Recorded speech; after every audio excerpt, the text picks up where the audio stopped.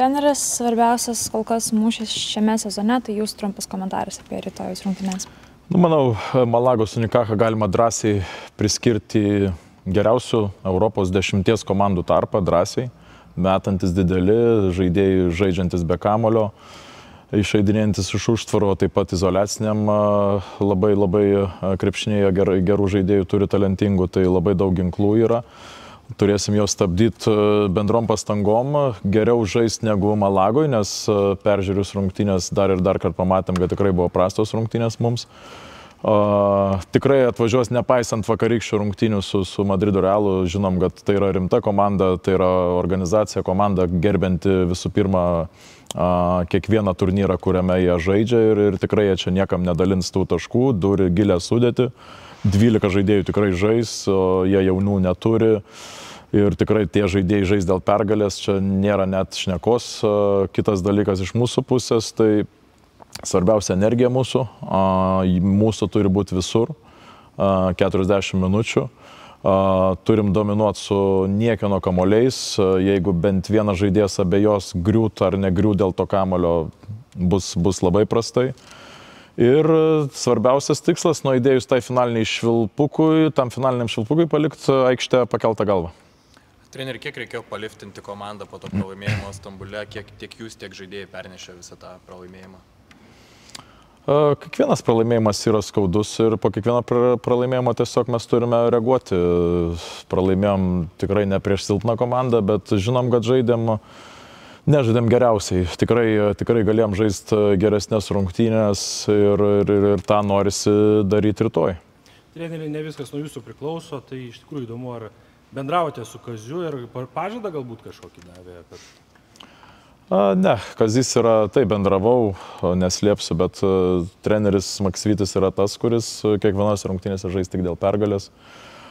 Jūs matėt Manisą turbūt tik tai su Rytu ir aš pasakysiu drąsiai, kad tai yra labai stipri komanda, gal čia kažkam juokas sukels, bet esmė, kad mes matėm Manisą Twinsbeto arenoje ir mes visi darėm išvadas, kokia tai komanda, bet mes nematėm, kaip jie žaidė su Fenerbahče, kaip jie žaidė su Anadolu, kaip jie žaidė su Malagos Unikaha namuose. Tai yra labai kompetityvi komanda, išvykus Abenui Ly, jie žaidžia žymiai komandiškiau.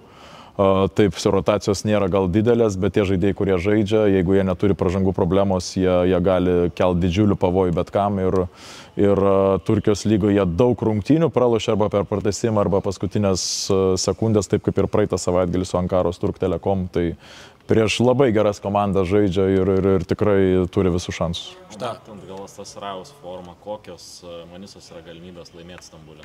Žiūrim iš savo rungtynės ir sakau, turim 40 minučių koncentruotis į savo energiją ir į savo koncentraciją su rungtynių planu. Mes visiškai mums nerūpi tos rungtynės, nes mums nekontroliuojame jų visiškai.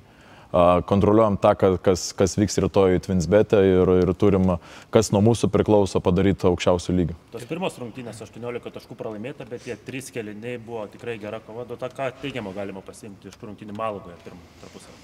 Nesutikčiau, kad buvo gera kova pirmus 3 kėlinius, taip gal rezultatas ir toks, bet daug darė mentalinių klaidų ir daug situacijų nestatėm kūno taip, kaip turėtume statyti kūną tokiose rungtynėse, tokios svarbos rungtynėse. Tai labai tikim, kad žaidėjai iš tų pamokų daug pasimokys, o aš jau nešneku, kaip mes užbaigiam tas rungtynės, tikrai ne taip, kaip turi užbaigti Rytas. Treneri, ilsinote lyderius savaitgalį.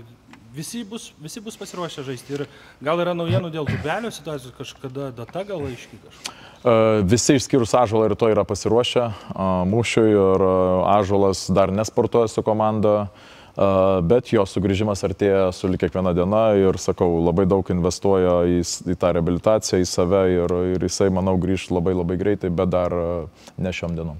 Malaga atvažiuoja metusi 23 tritaškius Madrido Realui, visų laikų įsibyrė rekordas. Ką parodė šitos rungtynės? Ką parodė, kad Madrido Realas turėjo sužaisti geriausias rungtynės, turbūt vienas geriausių rungtynių sezone, kad įveikti Malagos komandą. Tai ką parodė jų laisvumą, parodė jų potencialą, bet taip pat matom, kad vėl rūpinamės labiau apie save ir matydami rungtynės Malagoje, kaip mes žaidėm su jais, matėm, kad daug potencialo mes tiesiog nepadarėm ir labai norim spausti kiekvieną žaidėją, kad tą potencialą mes ir to įvykdytume savo namų arenoje. Kaip sekasi tiek PJC, tiek Artūrui įsilieti į komandą, kaip atrodo tas visas jų įsiliejimas?